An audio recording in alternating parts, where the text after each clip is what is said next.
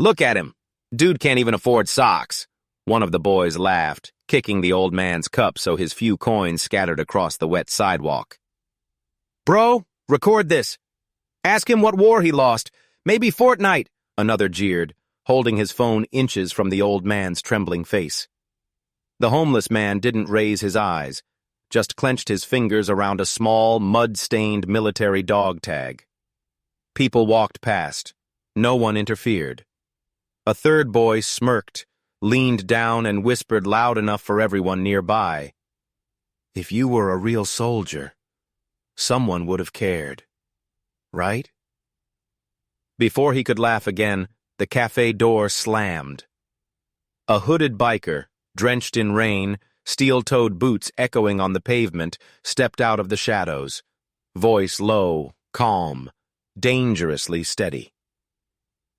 Say it again, while I'm standing here. The night air outside Brick House Café carried that sharp, wet November cold, the kind that crept through clothing no matter how many layers someone wore. Cars hissed by on the rain-slicked road, neon reflections swimming across the puddles like broken city colors. But none of that sound drowned the laughter erupting near the entrance, the kind of laughter that wasn't joyful, but cruel, eager, and hungry for an audience. Bro, look! He doesn't even have socks! Troy, tall, skinny, and fueled by insecurity disguised as confidence, pointed at the old man sitting on the curb. His jeans were ripped in a way that wasn't fashion, just aged, worn, and weather-abused. The man's hands, wrinkled and trembling from cold, cupped around a small paper coffee cup with only 4 coins inside. Dude, film it vertically, trust me. Vertical goes viral faster. Evan, the so-called content creator of the trio, already had his phone out, thumbs eager, face glowing with the anticipation of likes, comments, maybe a repost from some edgy meme page he worshipped. The old man D didn't respond. He didn't flinch. He didn't even look up. His body language wasn't defensive. It was resigned, like someone who had lost the right to expect help. The boys saw that silence as permission.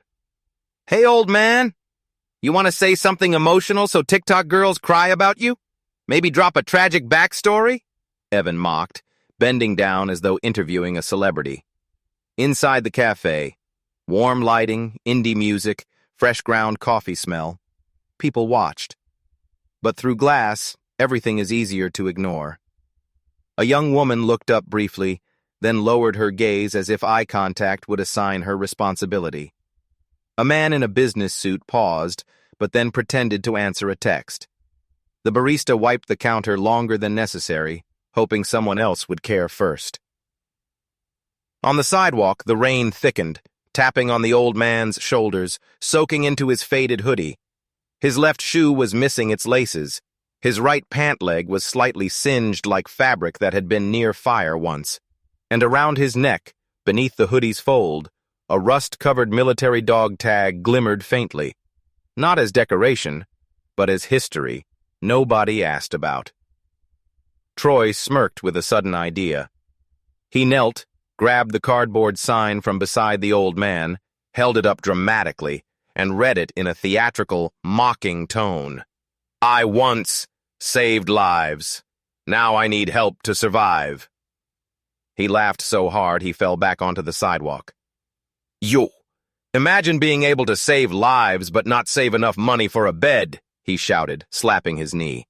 The old man shut his eyes slowly, not in fear, but like someone trying not to relive a flashback. His voice, though unspoken, hung heavy. You have no idea. Evan zoomed in with his camera, getting a close-up of the old man's face. Sir, can you cry for us? Tears get better engagement. The old man tightened his grip on his dog tag until his knuckles white. Ned. The third boy, Mason, quieter but desperate not to seem like the weak one, swallowed and leaned in with an attempted grin. If you were a real soldier, someone would still care, right? That line, even the rain seemed to stop reacting for a moment. The old man's eyelids trembled, his jaw tightened, and for one split second, his eyes flicked upward, not at the boys, but beyond them, at something distant, something remembered, something lost. Coins suddenly scattered when Evan kicked the cup again, a cruel metallic rain bouncing across cement. And that is when it happened. The Brickhouse Café door didn't swing open normally. It was pushed with a force that made the metal hinges rattle. Boot first. Heavy, confident, controlled.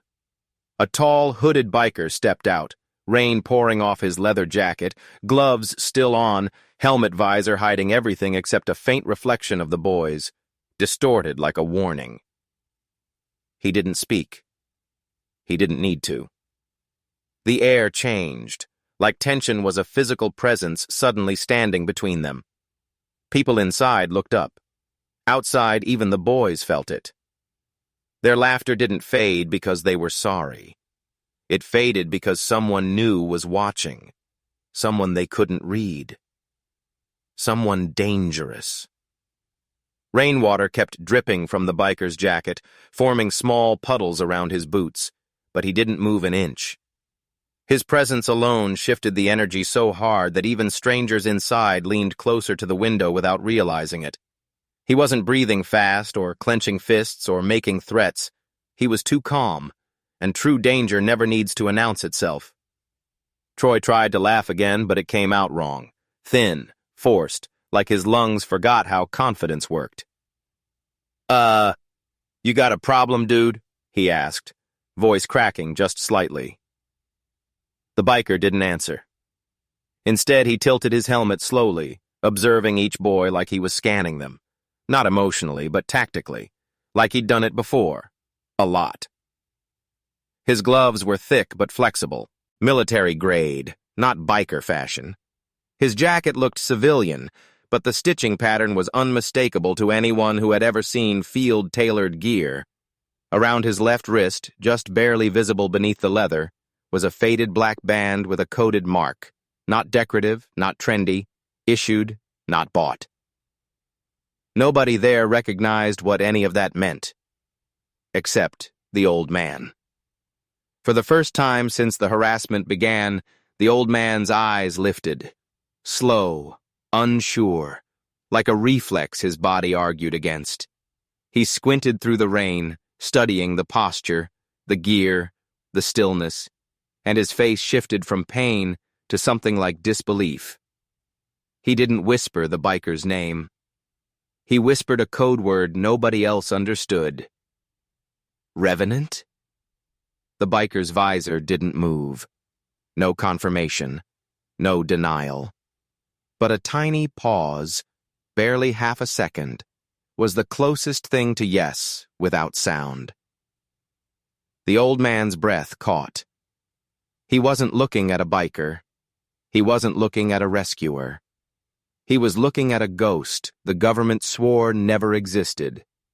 Inside the cafe, a woman mouthed, "Revenant," like from video games?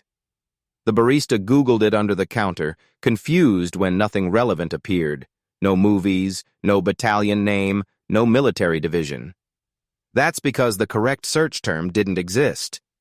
There were files, not records. Evan, who had kept filming, took a shaky step forward, hiding fear behind sarcasm. Yo, helmet dude, what are you? Some kind of Marvel extra? The biker finally spoke, voice deep, calm, low enough that the world leaned in. Turn the camera off. Not yelled, not threatened, just stated, like a rule, not a request. Evan swallowed hard. His thumb didn't move. The biker stepped forward once, gently, but the sidewalk felt it, like weight carried history instead of muscle. Water streamed off the matte black visor like ink tears, hiding whatever lived behind it. I won't repeat myself. Evan's phone lowered, not because he was scared of a fight, but because some part of his instincts whispered, "This isn't who you think it is."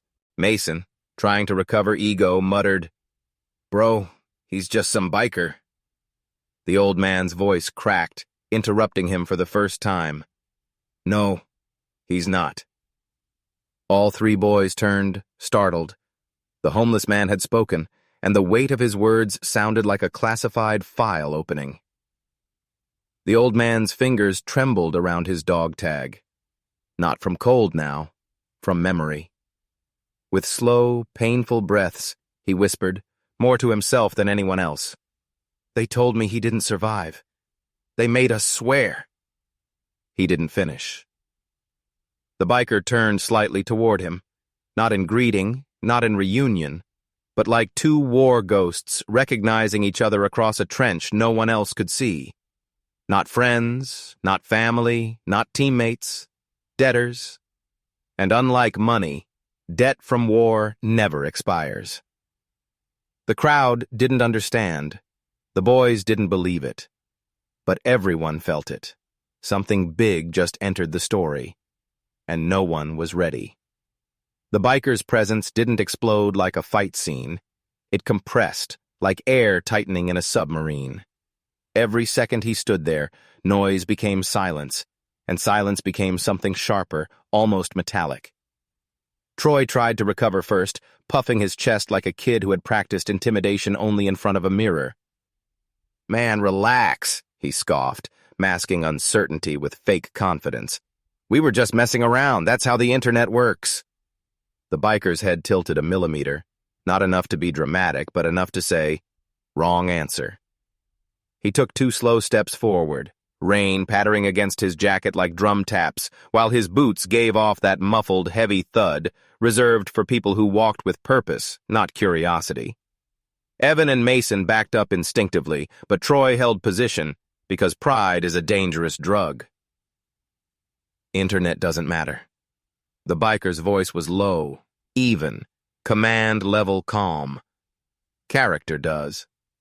Troy tried to laugh, but its C sounded more like a cough. "Bro, you don't know us. Why you acting like some masked preacher?" The biker didn't respond immediately. Instead, he turned slightly toward the old man and crouched down, but not to comfort him, more like someone examining damage with silent outrage, not pity. He studied the old man's hands, the torn clothing, the faint bruises beneath sleeves, noticing everything like a trained medic and interrogator combined. The old man inhaled slowly, voice brittle, regretful. "I told them you were real." The biker remained silent. Inside the cafe, customers pressed even closer to the glass now, not breathing loudly enough to fog it. This wasn't entertainment anymore. It felt like history reactivating. Mason finally cracked.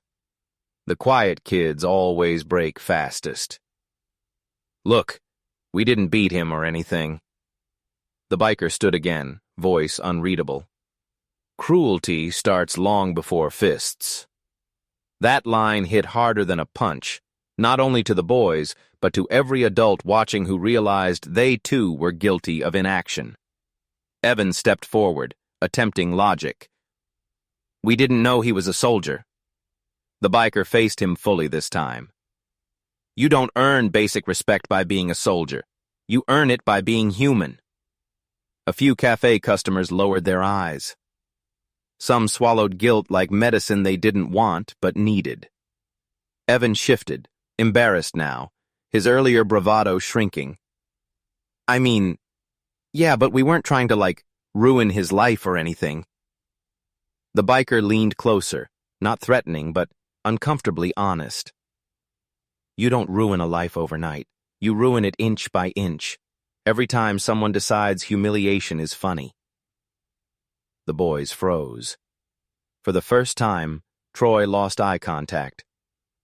The biker then turned to the old man again. Still calm, still controlled. Without taking his gloves off, he spoke softly, but the softness felt heavier than anger. "How long have you been out here?"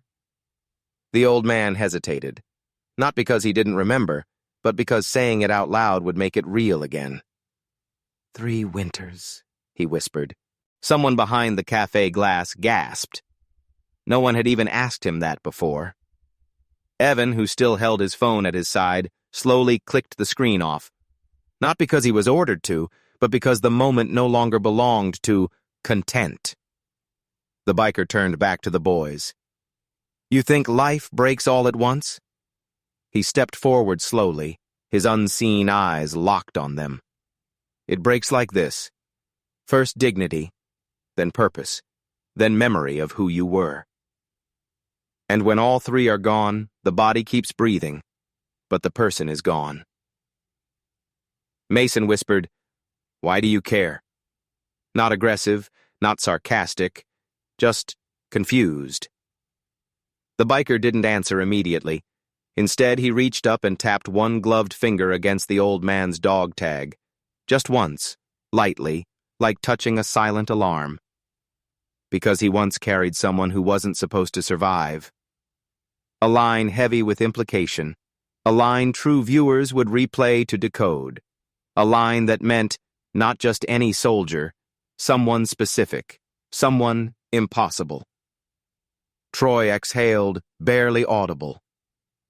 "Carried who?" The biker slowly stood, straightened his shoulders, and the rain caught on the angled armor under his jacket. He didn't answer. Not yet. Because reveal timing equals retention.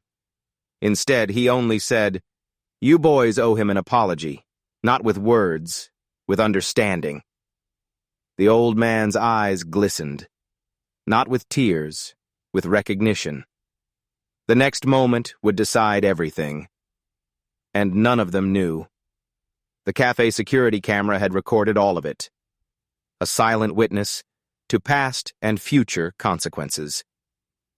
The biker slowly lifted his chin toward the cafe entrance, not asking, not suggesting, directing.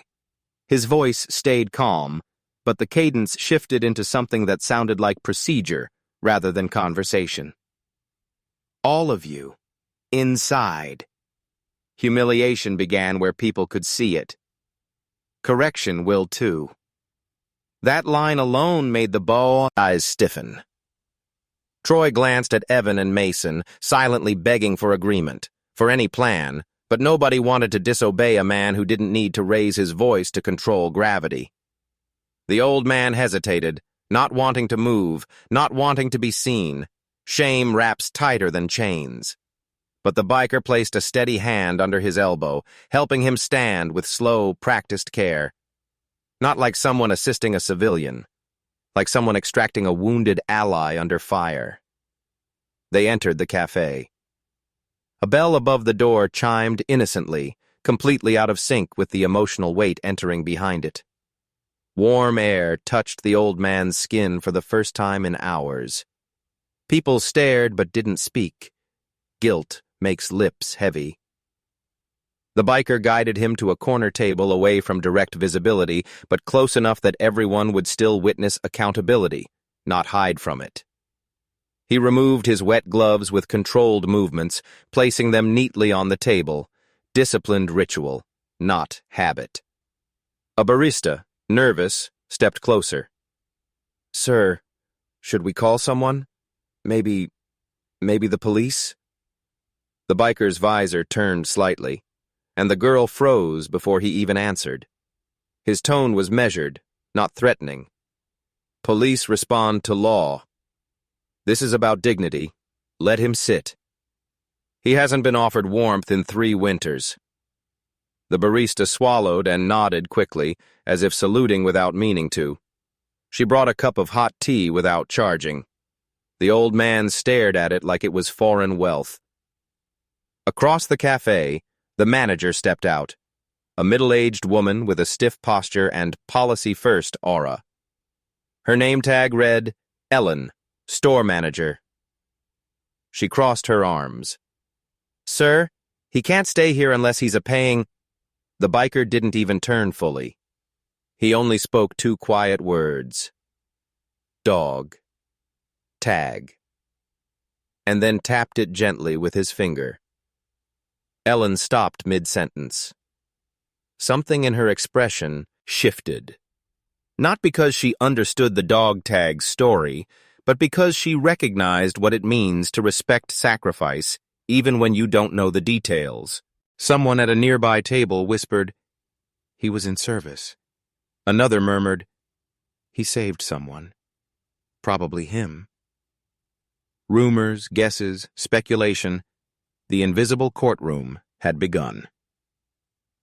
The boys stood awkwardly near the door, unsure whether to sit, flee, or apologize. Troy tried to defend himself again. "Look, we didn't know he was, important." The biker finally removed his helmet. Gasps dropped like pins. His face didn't look like Hollywood action heroes. It looked like someone who had seen too much and survived anyway. No smile lines, no softness.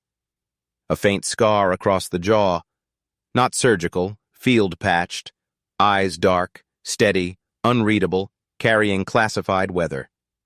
He placed the helmet on the table, leaned forward, and spoke to the boys. Not loudly, but with the slow clarity of someone who knows every word is a weapon or a cure. He is not important because of who he was. He is important because no human being earns the right to be mocked just for surviving. Evan blinked, voice small now. "What happened to him?" The biker didn't reveal, didn't brag, didn't tell heroic stories.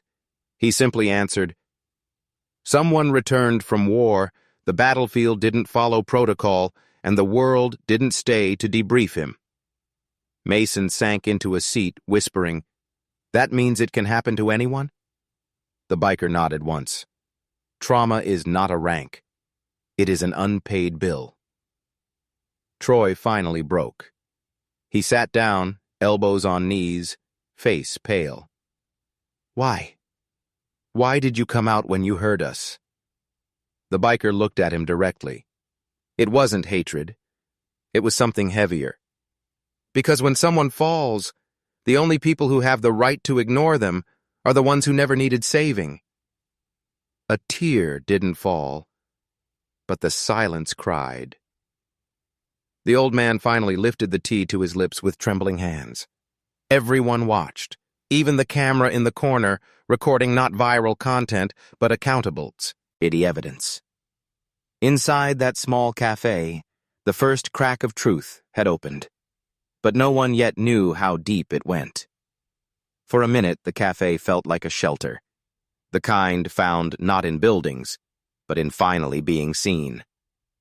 The old man held the warm cup with both hands, letting the heat soak into his bones like a memory of life before nights on concrete. The biker remained near him without sitting, like a silent guard post, scanning the room without appearing to move.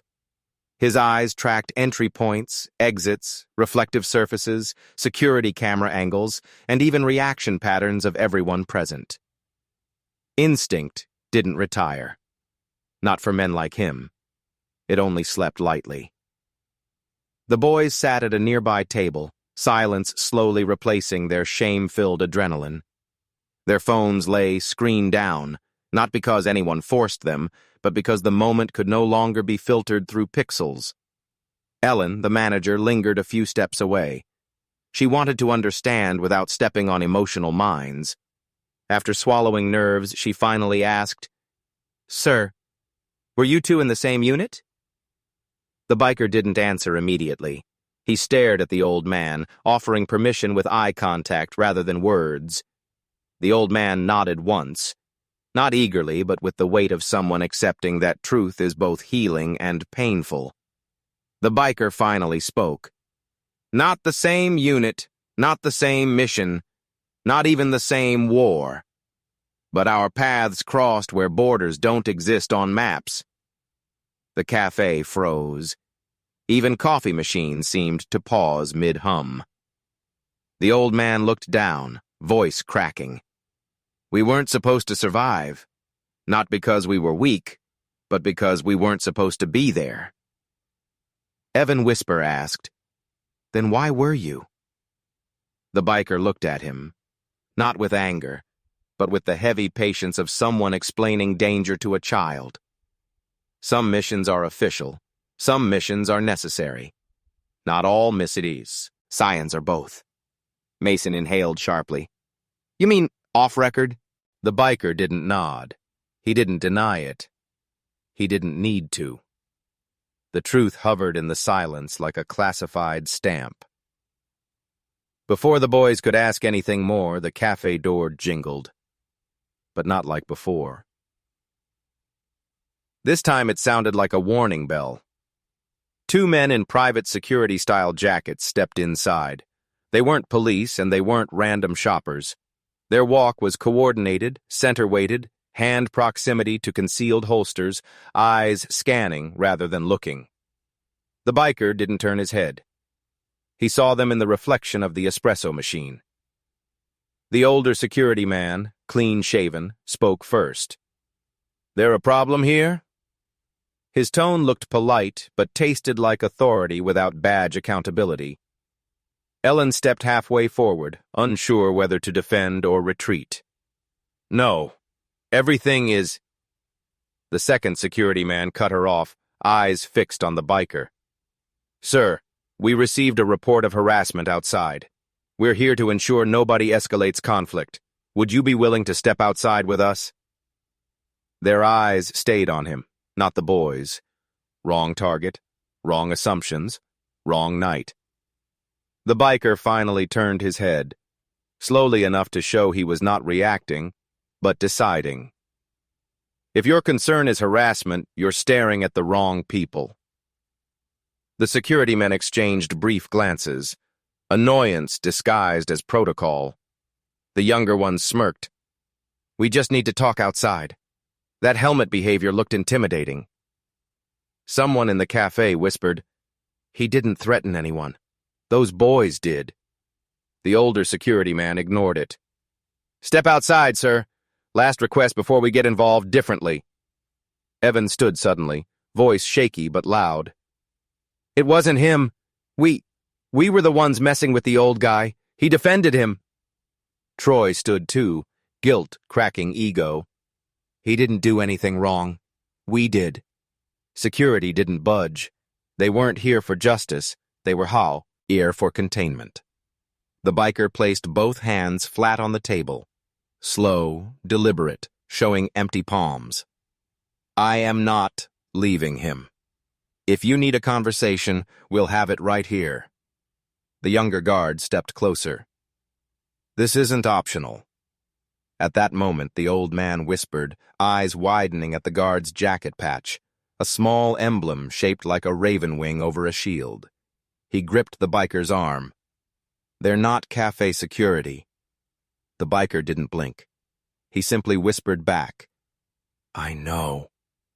They found me faster than I expected. Half the cafe gasped. The boys froze. The guards tensed. The room no longer contained a bullying incident. It contained a breach. And everyone watching felt the same terrifying truth. Whatever the biker once escaped, just walked back into his life. The cafe air thickened until it felt like everyone inside was breathing someone else's panic. The two supposed security officers stepped closer, not in a public safety stance, but in a containment and retrieval formation, one slightly angled near the door, the other positioning himself to block the back exit. They weren't here for a conversation. They were here for a mission wrap-up. The older one spoke again, voice clipped with institutional authority. "Sir, we need verbal confirmation of identity and cooperation. You know the procedure." The biker didn't blink. "I don't operate under that procedure anymore." The younger agent took half a step forward, shoulders squared, gaze fixed. "If you're who we believe you are, then you do." Gasps rippled quietly across tables. No one was eating anymore. No music played. Even the espresso machine seemed afraid to breathe steam. Troy leaned toward Evan and whispered, "This is like witness protection or military intelligence stuff, right?" Evan shook his head slowly, unsure. "This feels bigger." The old man's hand trembled on the table, though His voice held a new kind of urgency. You don't understand. If they take him, he won't come back. They erase ghosts once they find them. The biker turned slightly toward him. Not shocked, not emotional, just acknowledging truth like it was weather. They stopped calling us assets when we became liabilities. The older officer tapped his earpiece. Subtle, but noticed. We need you to comply peacefully. Headquarters wants confirmation. Headquarters buried me. His tone never rose, but the truth detonated anyway. Mason, shaken, asked in a small voice, "Why would they erase you?" The biker didn't look at him, not out of disrespect, but because answering a child's question means reliving a man's tragedy. The younger operative then shifted strategy. He knew the psychological manual. If you're innocent and not AWOL, show us proof. State your real designation code. That was it. The moment everyone would remember. The identity freeze moment trigger. All eyes locked on the biker. Even the rain outside paused like it leaned closer against the glass. The officer continued, applying controlled pressure. You refuse to declare. We classify it as hostile intent. Declare. And we handle this quietly. It was a trap and a test in the same breath. The biker slowly lifted his helmet from the table and placed it at his side, but didn't put it on. Then he spoke, calm enough to terrify the trained. You want me to say what only 6 men on this planet were cleared to know? Name the other 5. Both agents froze. That wasn't a rehearsed civilian bluff. That was internal clearance chess. Silence flooded the room again. The older agent's controlled tone slipped for the first time. We're not authorized to... Exactly! The biker cut him off without raising volume. If you don't know their names, you don't outrank my truth. The cafe atmosphere shifted from fear to awe, but the younger agent wasn't done. He slammed his palm on the table, voice hardening. Then prove it another way, something only a classified field asset would know. The biker paused, then reached for a napkin. Not a weapon, not a badge, not ID. A napkin. He pulled a pen from a nearby receipt jar and began sketching, not art, not doodling, schematic memorization. Lines, numbers, angles, markings. No hesitation, no corrections, no reference. A map, not of a place, not of a route, but of a restricted facility layout, the kind that never appears on satellite images, government records, or blueprints. The older agent stiffened instantly, face draining of color. The younger one's breathing changed. Short, controlled, trained panic. The biker slid the napkin forward. You asked for proof. I just gave you a felony. Then leaned back with one final line. Your turn. Prove you're authorized to see it. A collective shockwave passed through every witness, physical, emotional, digital. Even people recording from hidden angles stopped. This was no longer a bullying story, no longer a rescue. It was a classified identity standoff in a public cafe. No exit, no lies, no turning back. And the freeze moment test was now inevitable. For a long moment, no one in the cafe moved. The napkin sat between them like a live explosive, not paper, evidence. The older operative stared at it with the rigid stillness of someone who had just seen a career-ending ghost. The younger one, usually louder, suddenly seemed 20 years less confident. Outside, rain hammered louder against the windows, as if nature was pounding on the glass demanding to witness, too. The biker stood slowly, not aggressive, not preparing for violence, but preparing to be judged. He glanced briefly toward the old man, silently asking if he wanted this to continue. The old man, after 3 long winters of invisibility, nodded. No more silence, no more shadows. The younger operative tried to recover control. Sir, You understand XP. Grossing classified infrastructure. The biker cut him off gently without hostility. Is already logged on that security camera in the corner. If you intend to silence me, the footage exposes the silencer. If you intend to arrest me, the blueprint proves jurisdiction breach. So choose carefully. Because I stopped fearing consequences the day the government labeled me operationally expendable. That term hit harder than a gunshot. The cafe shook with silence. Troy, voice barely stable, asked the question everyone else was too afraid to. Who are you? The biker exhaled, not dramatically, but like someone finally slicing open an old secret bandage. He stepped closer to the napkin, tapped the lower corner 3 times with his knuckle, and said, I was code-designated Revenant 06. The one they wrote off after confirming my survival was inconvenient. Gasps. Whispers. Someone dropped a spoon. The old man closed his eyes with painful recognition. Evan leaned forward, whispering like a narrator's final line. Revenant, as in returning from the dead? The biker met his eyes, not smiling, not proud, simply confessing. They needed ghosts more than heroes. Then, turning toward the operatives, he delivered the freeze moment line, calm as winter steel. If you finish what they started, remember the first man I ever saved is sitting behind me. The old man's eyes flooded, not with weakness, but pride long overdue. The older operative's jaw trembled, barely, but noticeable. Sir, we were told you burned.